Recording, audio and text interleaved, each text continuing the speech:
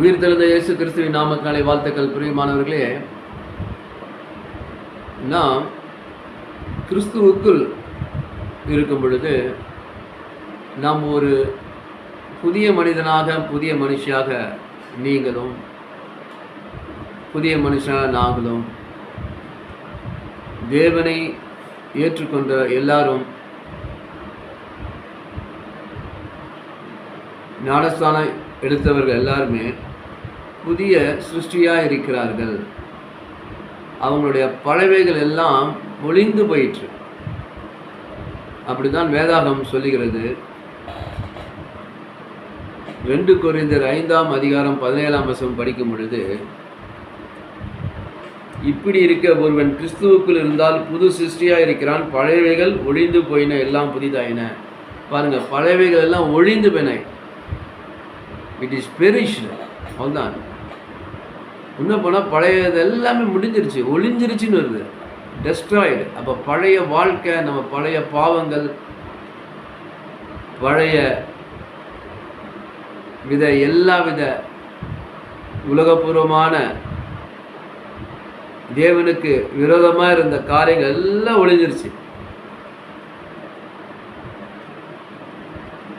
நாம் புது சிருஷ்டியாக இருக்கிறோம்.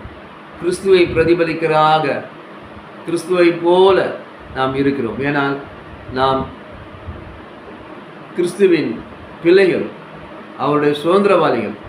அதனால் எந்த பழைய காரியமும், பழைய சட்டை, அதாவது கோபம், பழைய எரிச்சல், சண்டைக்கு விரைந்தோடும் கால்கள், பொய்கள், விதண்டாவாதங்கள், வாக்குவாதங்கள்,